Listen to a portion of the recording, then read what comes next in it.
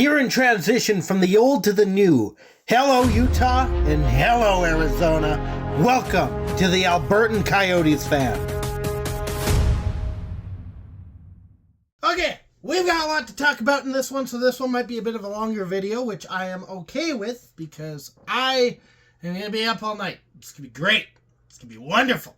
Shut up, car! Oh, never mind, it was my dad. So the itinerary for this video is we've got the Blues and the Coyotes to start with. Then we go into the Jets versus Coyotes, which is a fun one. Then I've got something I want to talk about that's on a bit of a deeper level than hockey. Just something that I'll speak kind of from the heart on. And then finally, I'll leave the updates to the end because, quite frankly, they're boring. And I get that. I would skip through anyone else's updates. That might be bad of me, but you know, it is what it is. So I'm going to leave that at the end so that once we get there, people can just click out the video and leave. But I would kind of suggest that you watch through it because it does have something that's a bit of a news update to the rest of this week, because there's a video on Thursday that I'm probably going to miss. We'll get to that. Blues versus Coyotes. Yotes win 4-2 against the St. Louis Blues. Now, historically, the Coyotes, which I know this is not the Coyotes on a technicality, because Bettman is going to Bettman all over the place, and, you know, I don't know where his brain's at, but the Coyotes team has had an amazing history where the St. Louis Blues are concerned. We usually give them a hard time. That was no different in the game that happened a couple nights ago, and Ingram returned in that one. I will say that the Blues gave us a scare early, scoring first off of the face-off. Now, I do want to say to both of the goals that the Blues scored in this game, this one and one that happened later, they were goals that could be considered toss-away. In this one's case, it was right off the face-off, puck goes back, Tucker shoots, he scores. Which Ingram was still trying to settle into the game, settle into his position.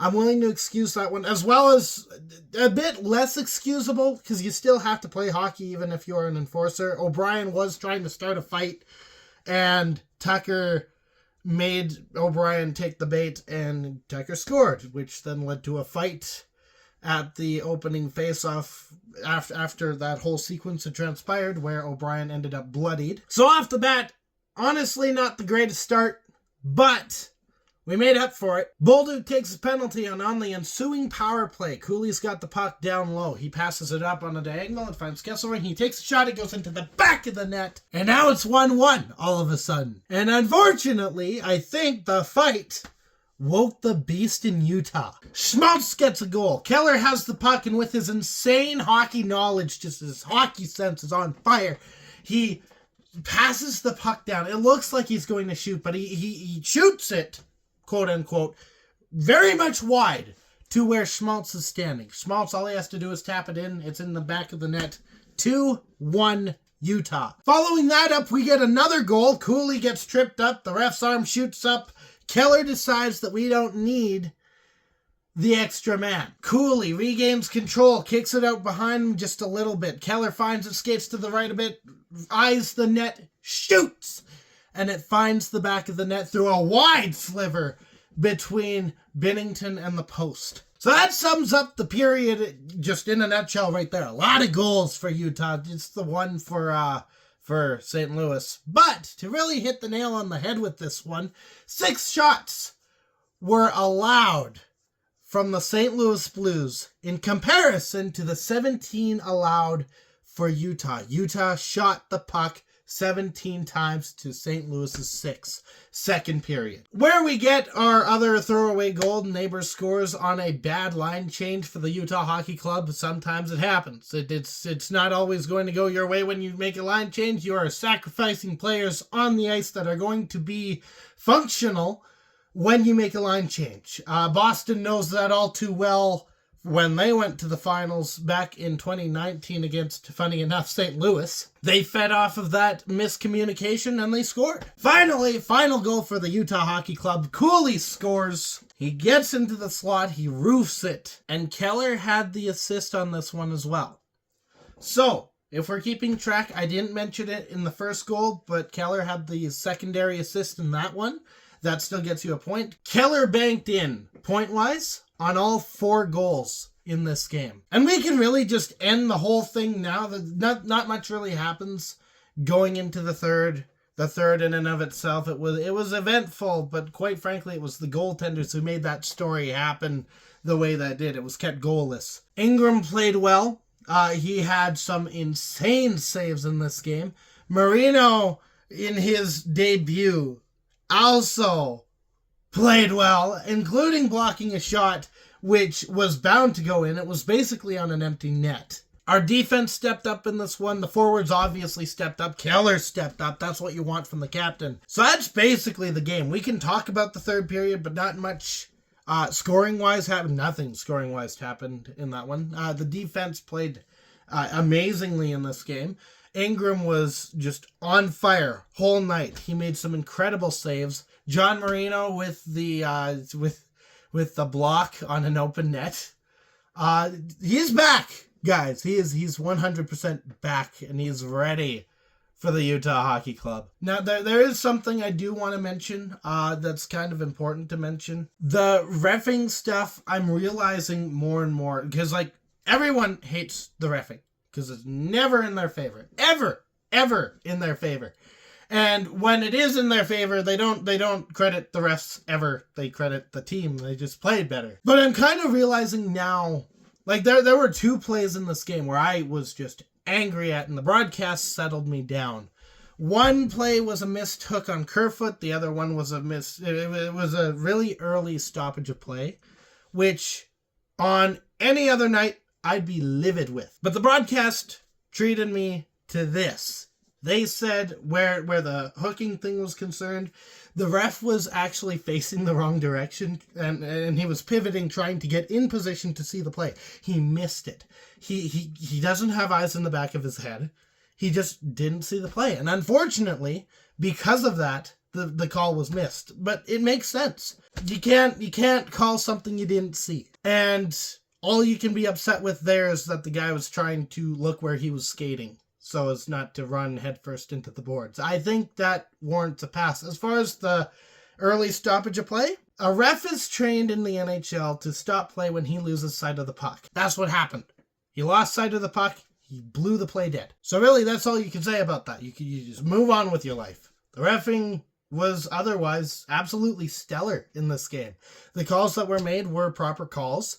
There wasn't much in the way of missed calls other than the one that the ref had his back to. It was a good game. So we go from that one to the game that happened tonight. Coyotes beat the Jets 5-2. So we get an extra goal in comparison from the 4-2 win in St. Louis. Story of the first period, it's a fast-paced game, and it was made faster in this one. Winnipeg is a fast and dangerous team. And Utah matched them, I thought, in this game. They kept pace. And that's not something I was expecting from this team at all. And when they failed, the defense was there to pick up the pieces. And when they failed, i.e. a certain breakaway that happened, Ingram stood above it all. There's a breakaway attempt. I think it was Morrissey rushing down the length of the ice. Puts the puck on net. Ingram stops it, but he doesn't have the rebound. The rebound ends up on the right side and pushed back towards the boards, and the Jets find it.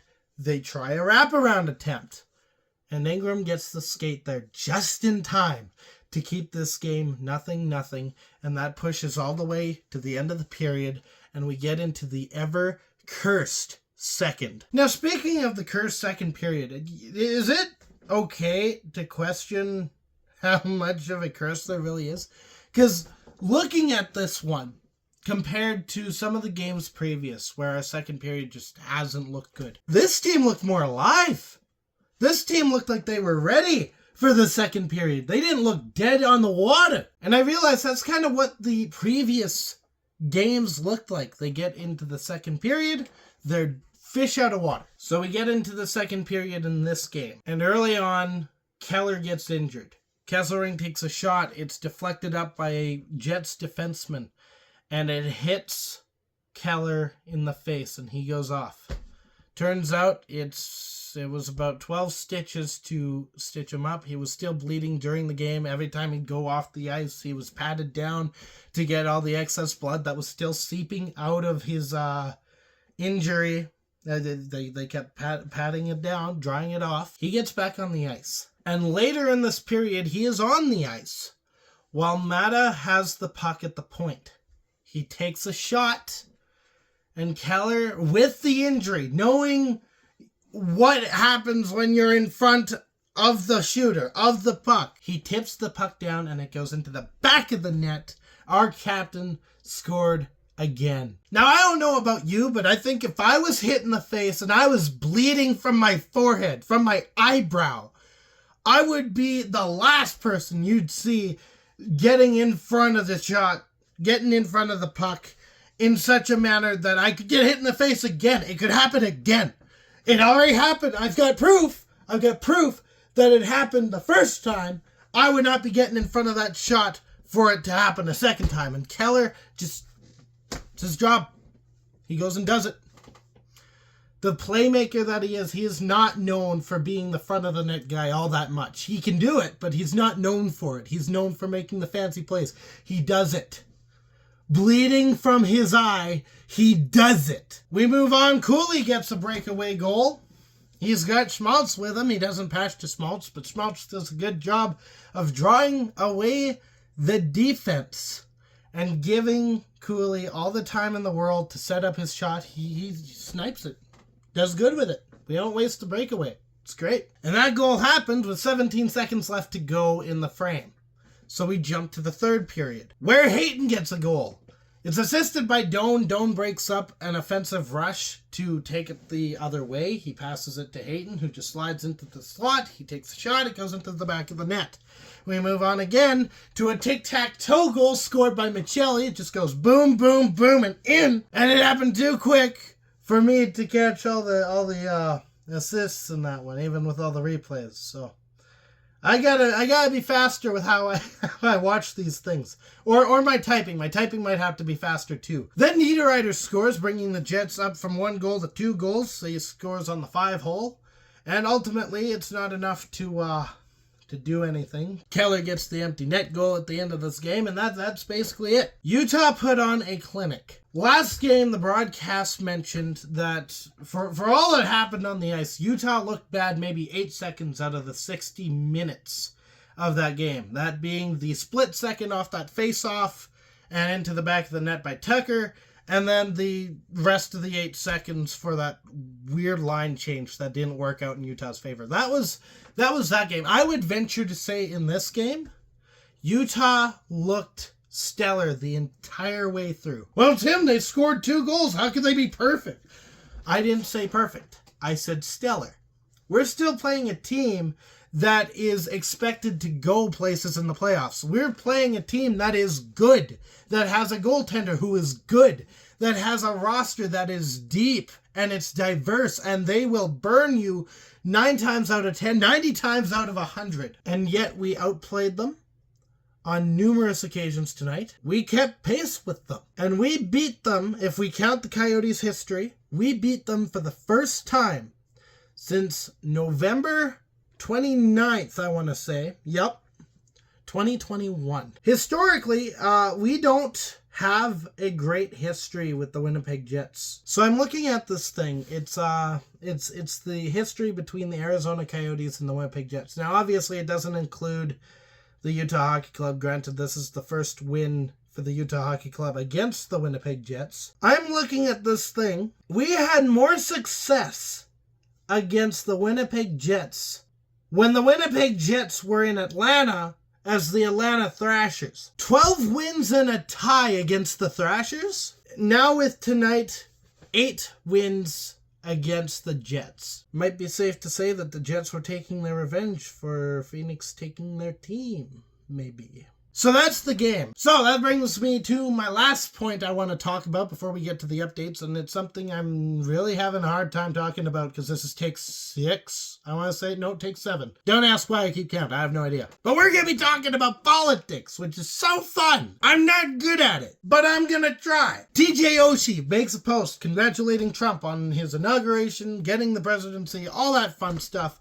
and Twitter reacts accordingly with some not so nice things. It was straight up insane. Like, I did not think that y'all just did not like the other parties that much. I see this with both sides, mind you. Like, I say this because I know that comment's going to come up that the other side does it too, so why not yell at them? This is me yelling at both sides, okay? It's just that the one side is all I have an example of as of right now. That's what we're talking about. So just take this into account, both sides. Here's the tip I'm going to give you. If you guys cannot, for the life of you, accept that someone is going to have some different political ideas than what you do, learn to differentiate that person from the player. The player of TJ Oshie does not have to be, in your mind, the same as the person. Because we all know politics, as well as religion, as well as probably a whole slew of other things, they're all things that are going to lead to disagreements always. Always. Just the fact that someone's going to like a different hockey team than you, that's going to spark conversation. There's apparently, I'm going to say this allegedly because I'm not American, I don't know, a lot of strife and spite and malice that comes from a conversation about, say, the Bears and the Lions at the Thanksgiving table. You talk about those teams, you're just asking for trouble if you're in any one of those two states. So if it's going to cause that much of a reaction on both sides, learn to differentiate the person from the player. And I'm not saying that, I would like to make it extremely clear, I'm not saying that to all ends. There are some circumstances where that's not the case. Take Miller, for example. Arizona Coyotes draft this guy after a whole slew of other teams passed on him. They draft him even though he had gone and bullied a differently abled individual. Common sense returned to the management of the Arizona Coyotes and they dropped them. Rightfully so, because you don't want that representing your brand. Same thing happened in Philadelphia, in Calgary, in a couple other locations. I can't remember the players or the other locations that they played. 2018 World Juniors, a slew of players, including Carter Hart and Dylan Dubé, made some very bad mistakes. And I say mistakes, but I'm pretty sure that in the moment, like, they knew what they were doing. The point of the matter is, Philadelphia, Calgary, definitely don't want that representing their brand. That makes sense. But there is a stark difference between crimes and your point on the political compass. Your stance politically does not equate to a criminal act. So to clarify and make the point into one short and sweet thing, on the one hand, learn to differentiate the player from the person if it's a taboo topic. If it's, a topic that's a bit more black and white in terms of criminal stuff, drop them. But TJ Oshie did not do a criminal act. He supported a politician. That lands in the first category. So that's it. As far as the update goes, I've got a surgery coming up on Thursday, which is coincidentally the next time that the Utah Hockey Club plays. So whether or not I'm going to be back for that game, it's hard to say. I'm kind of thinking not. If anesthesia and what I'm hearing genetically, my family has reacted to it, I might not even wake up before the game starts. So I've been doing a lot of prep for that, hence why the St. Louis game was missed. I did watch it, so that's why the video includes it in this one. But I don't think I'm going to be back until we play the Jets again, funny enough. And that will be played on the Winnipeg Jets home turf. So, in the meantime, I've got 53 minutes to edit through. We'll see how long the video is after the fact. Stay howling. Go Yotes. Thank you so much for watching. If you liked what you saw, you can hit the like button, the subscribe button. There's a couple of different ways for you to show your support. I just goofed up on the outro. Wow. Share this with your friends, and as always, I'll be back.